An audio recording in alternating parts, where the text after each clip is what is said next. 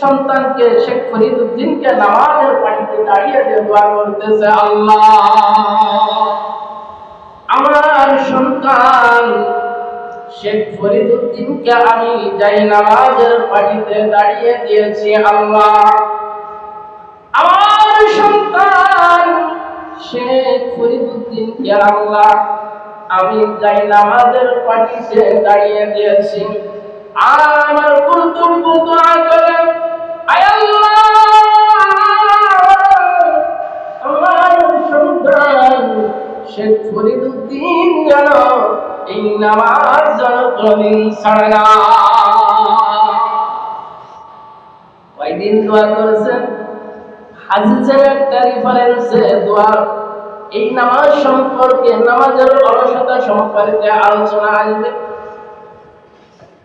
এই শেখ ফরিদউদ্দিন গঞ্জ সাগর রহমাতুল্লাহ আলাইহি বাচ্চা সন্তান শেখ ফরিদউদ্দিন ছোট নামাজে দাঁড়িয়ে দিয়েছেন, মা দোয়া করতেছে, আল্লাহ আমার শেখ ফরিদউদ্দিনকে আমি নামাজে মুসাল্লায় দাঁড়িয়ে দিয়েছি, ও মালিক আমার শেখ ফরিদউদ্দিনকে আল্লাহ তুমি কবুল করে নিও। শেখ ফরিদউদ্দিন নামাজ পড়ে, নামাজ পড়লে মুসাল্লাটা সামনে টান দেয়, টান দেয়, টান দিতে দেরি আছে শেখ ফরিদউদ্দিন জিলেবি পাইতে, চিনি পাইতে, মিষ্টি পাইতে দেরি না।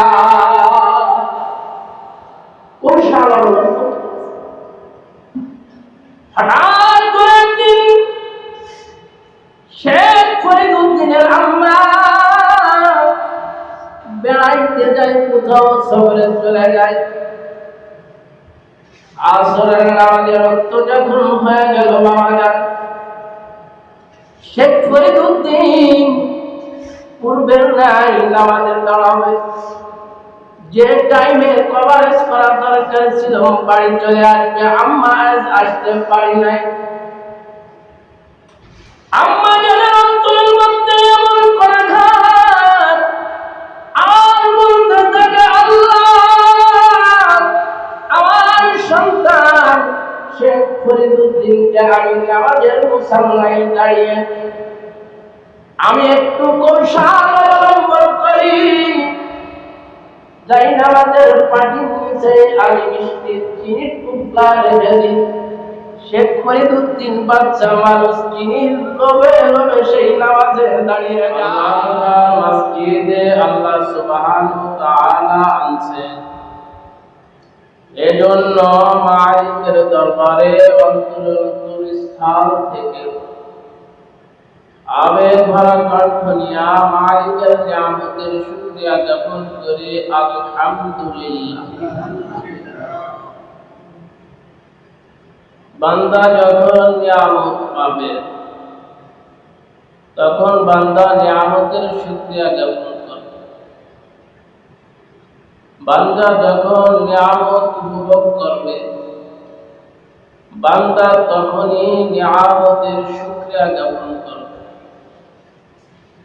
এজন্য আল্লাহ বলছেন, বান্দা আমার কোন কোন নিয়ামতকে অস্বীকার করে। সূরা রহমানের মধ্যে বলছেন না 32 জায়গায়, ফাবিআইয়ি আলাই রাব্বিকুমা তুকাযযিবান। বান্দা আমার কোন কোন নিয়ামতকে অস্বীকার করো, আমি আল্লাহ তোমাকে কি না দিয়েছি। বান্দা যদি বুঝতো আল্লাহ আমাকে যে নিয়ামত দান করেছে, বান্দার নিজের জীবনকে উৎসর্গ করে দিত, নিজের জীবনকে উৎসর্গ করে দিত।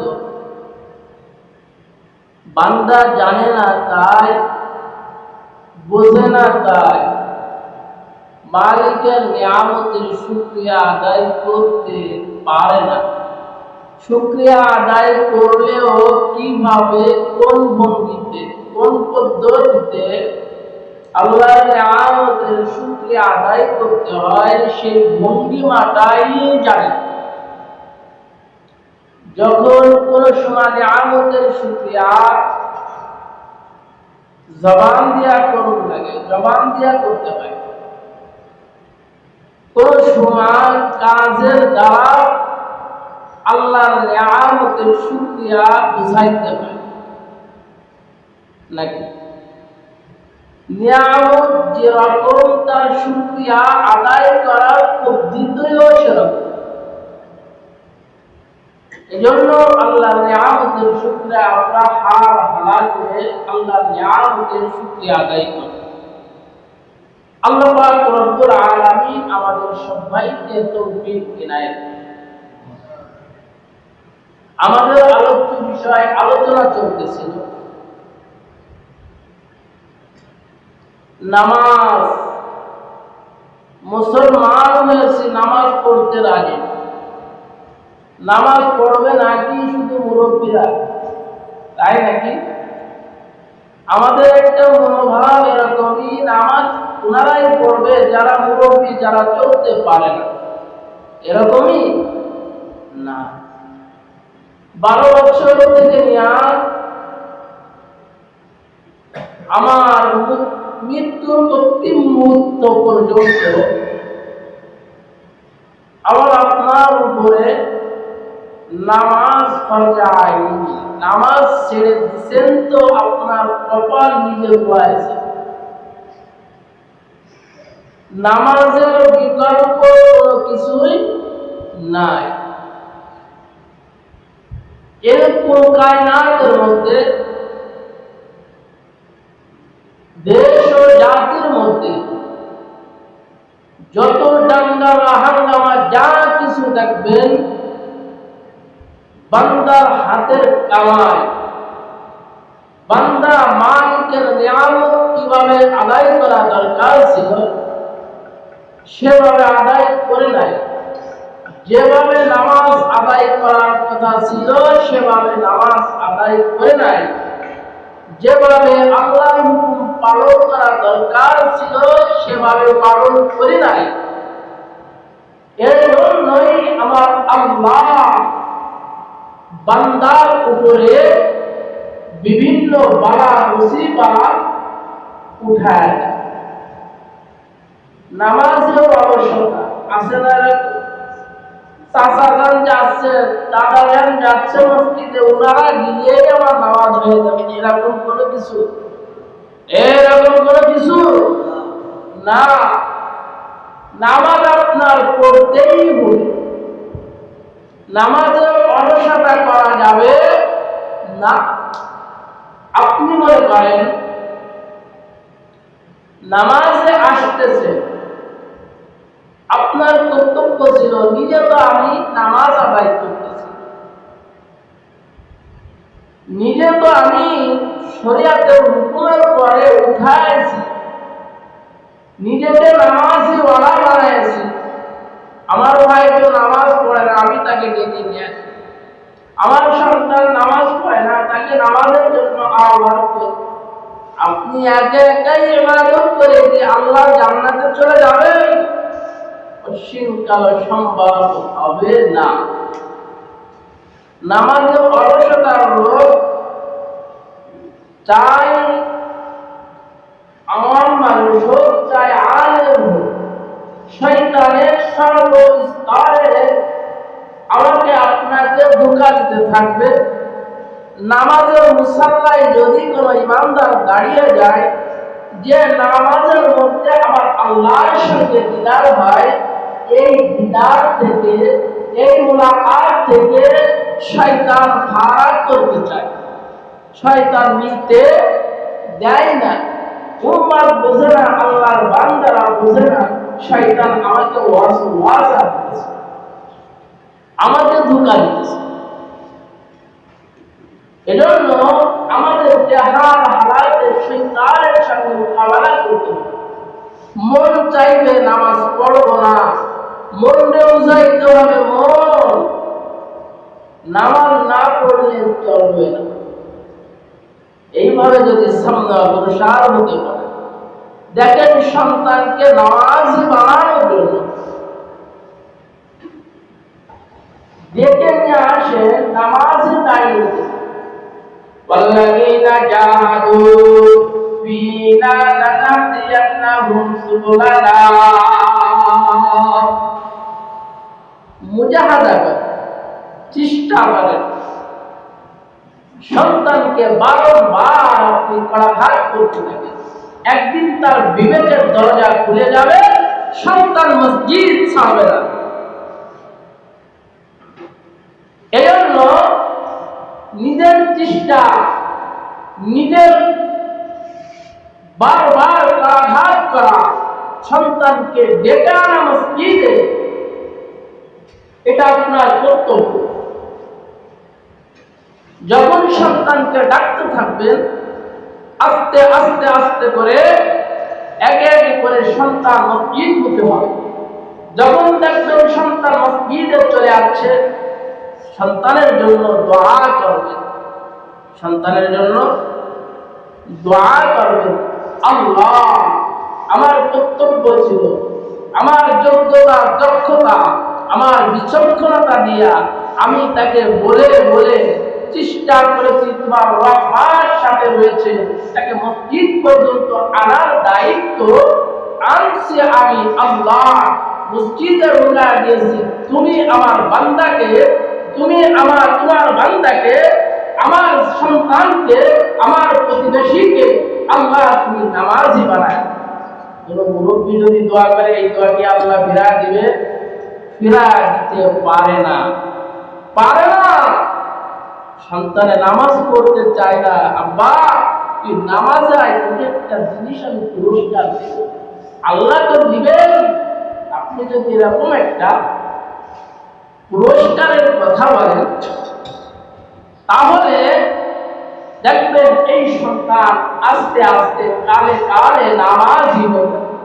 যখন যে সমাজে নামাজ পড়বে, ওই সমাজে কোনো গুনাহগার, কোনো গুনার কাজ, কোনো গুনার আসবাব স্তূপ হতে পারে না। শেখ ফরিদউদ্দিন গঞ্জ সাগর রহমাতুল্লাহ আলাইহি, চিনির গোলা বলা হয়েছে শেখ ফরিদউদ্দিনকে। দেখেন শেখ ফরিদউদ্দিন গঞ্জ সাগর রহমাতুল্লাহ আলাইহি আম্মা কি বিচক্ষণতা ছিল। সন্তান শেখ ফরিদউদ্দিনকে নামাজের তালকিন দিয়েছে, নামাজের তালিম দিয়েছে, নামাজের তালিম তাআল্লুম দিয়েছে।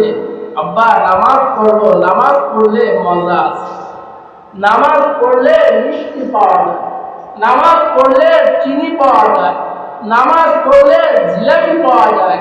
অনেক বাচ্চা ছেলেরা দেখবে খুশিতে জুমার দিনে মসজিদে চলে আসে, আসে কি আসে? তাদের নামাজও পড়ে, তাদের অন্তরের মধ্যে একটা ঢেউ চলতে থাকে, কত জুমায় অনেক জিলাপিতে চলতে জুমায় দেখবেন আস্তে আস্তে তারা মসজিদ ছাড়বে।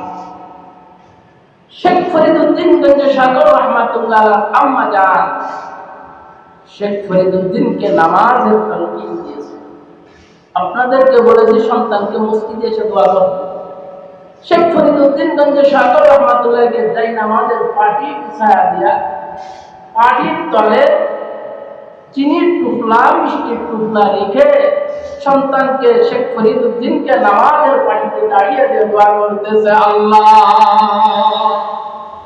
আমার সন্তান শেখ ফরিদউদ্দিনকে আমি যাই নামাজের পাটিতে দাঁড়িয়ে দিয়েছি, আল্লাহ আমার সন্তান শেখ ফরিদউদ্দিনকে আল্লাহ আমি যাই নামাজের পাটিতে দাঁড়িয়ে দিয়েছি। আমার কর্তব্য দোয়া করে, আয় আল্লাহ আমার সন্তান শেখ ফরিদউদ্দিন যেন এই নামাজ যেন কোনদিন ছাড়ে না। কয়দিন দোয়া করেছেন?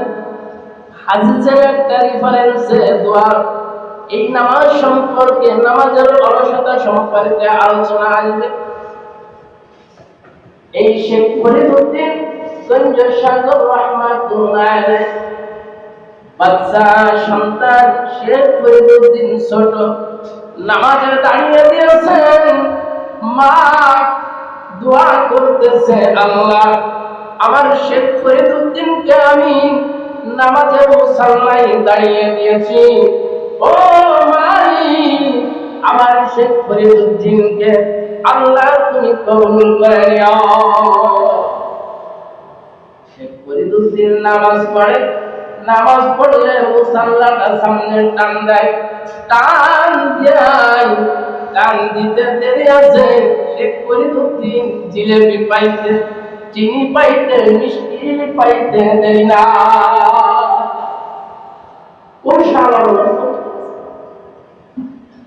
হঠাৎ করে একদিন শেখ ফরিদুদ্দিনের আম্মা বেড়াইতে যায়, কোথাও সফরে চলে যায়। আসরের নামাজের রক্ত যখন হয়ে গেল, বাবা যান শেখ ফরিদুদ্দিন পূর্বের নাই নামাজে দাঁড়াবে। যে টাইমে কভারেজ করার দরকার ছিল বাড়ি চলে আসবে, আম্মা আজ আসতে পারি নাই। আম্মা জানের অন্তরের মধ্যে এমন করে ঘাত আর বলতে থাকে, আল্লাহ আমার সন্তান শেখ ফরিদুদ্দিনকে আমি নামাজের মুসাল্লায় দাঁড়িয়ে আমি একটু কৌশল অবলম্বন করি, যাই নামাজের পাটির নিচে আমি মিষ্টি চিনির টুকরা রেখে দিই। শেখ ফরিদুদ্দিন বাচ্চা মানুষ, চিনির লোভে লোভে সেই নামাজে দাঁড়িয়ে যায়। আমি মা আসলাম দরকারে, সফরে আসলাম, বোনের বাড়িতে আত্মীয়র বাড়িতে আসলাম প্রয়োজন মেটানোর জন্য। আর জোরে আজান হয়ে গেছে, আমার শেখ ফরিদুদ্দিন পূর্বের ন্যায় আজও নামাজের মুসাল্লায় দাঁড়িয়ে যাবে। মুসাল্লা উঁচু করে ভাঁজ করার সময়, গোছানোর সময় যদি আমার শেখ ফরিদুদ্দিন মিষ্টি না পায়, হয়তো আমার শেখ ফরিদুদ্দিন আর নামাজ পড়বে না। পিড়াপিড়ি করে না সন্তান, সন্তানেরা পিড়াপিড়ি করে, বলতে পারে মা দৈনন্দিন মিষ্টি পাই, আজকে মিষ্টি নাই, নামাজও নাই। বলতে বাচ্চারা বলতে পারে, কেউ পারে না। শেখ ফরিদুদ্দিনের আম্মা বাড়ির উদ্দেশ্যে দৌড়াইতেছে, খুশি খুশি পা পা হাঁটি হাঁটি করে রওনা করছে। আস্তে আস্তে দেখেন শেখ ফরিদুদ্দিন মুসাল্লায় পূর্বের নাই দাঁড়িয়ে গেছে। আল্লাহু আকবার। নামাজ চলতেছে, নামাজ চলতেছে।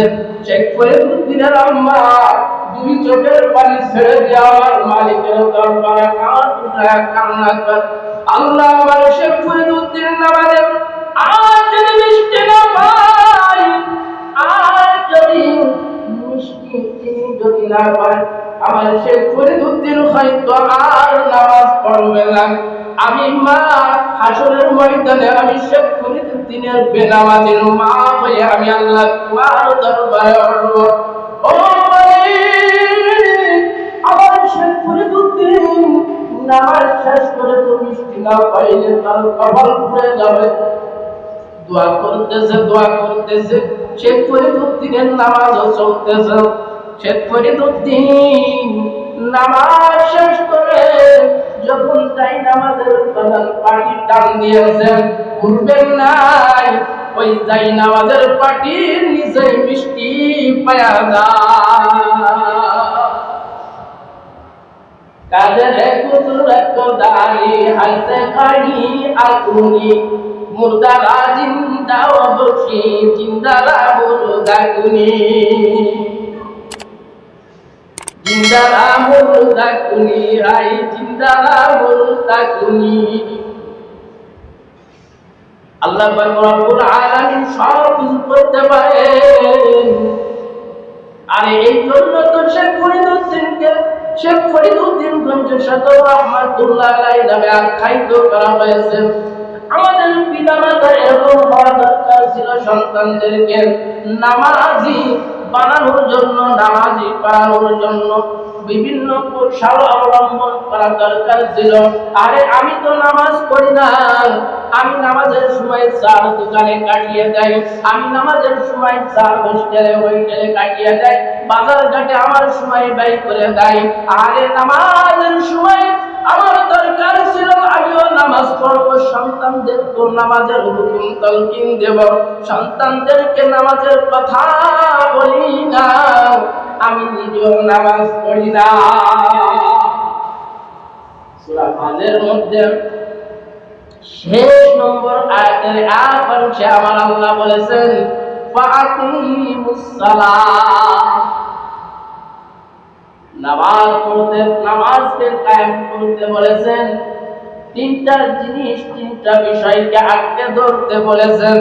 তার উপরে আমার আল্লাহ খুশি হইয়া বান্দাদেরকে নতিজা দিবেন, ফলাফল দিবেন।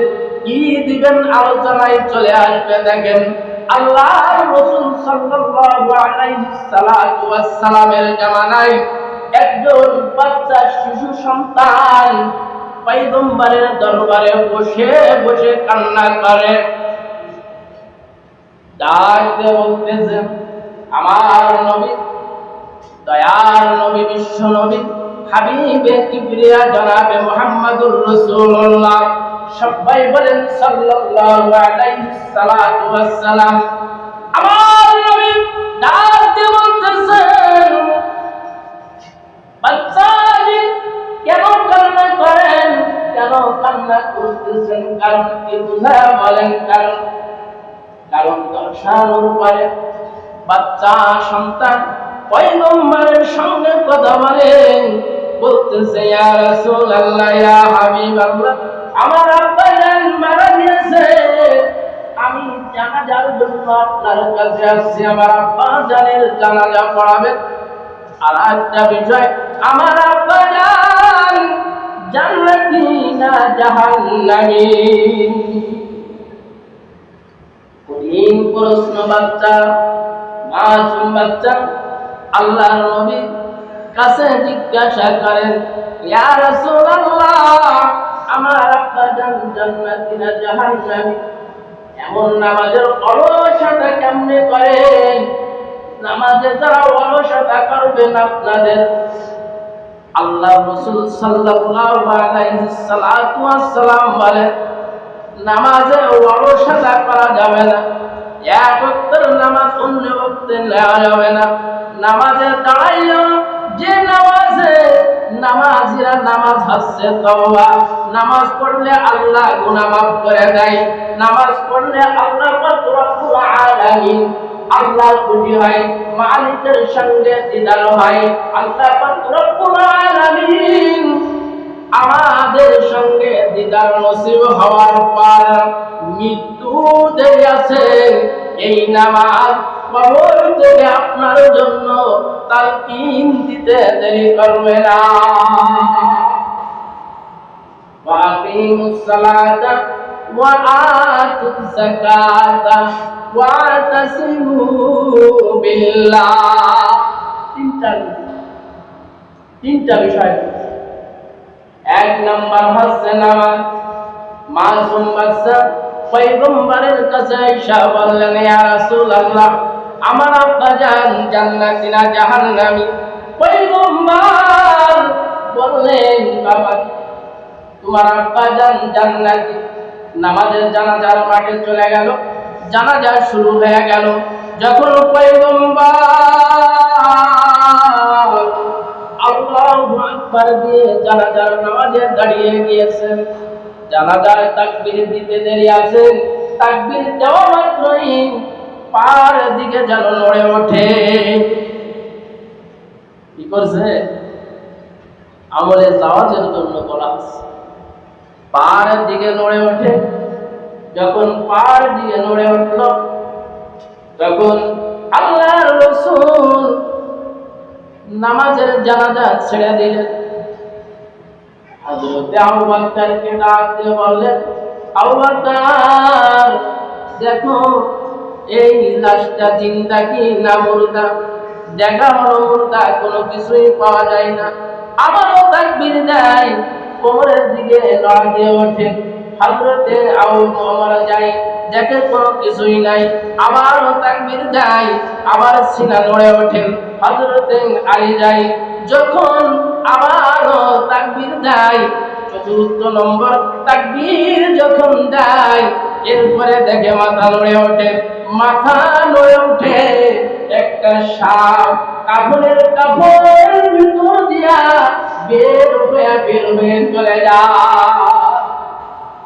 দেখেন মাসুম বাচ্চা ডাক দিয়ে বলছে, ইয়া রাসূলুল্লাহ, ইয়া হাবিবাল্লাহ, আপনি তো বললেন আমার আব্বাজান জান্নাতি, আমার দৃশ্য দেখা যায়, জানাজার সময় দেখা যায় একটা সাপ পা নড়ে, কোমর নড়ে, সিনা নড়ে, মাথা নড়ে, সাপ বের হয়ে চলে যায়। ইয়া রাসূলুল্লাহ, কারণ কি বুঝতে পারলাম না, আমার আব্বাজান কি জাহান্নামী?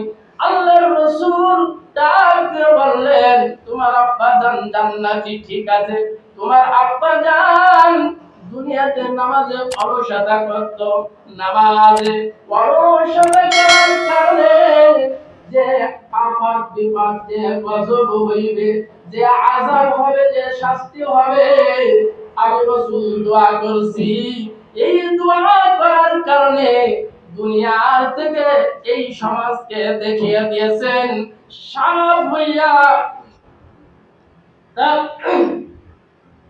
তার মাথা দিয়ে বের হয়ে চলে গেছে,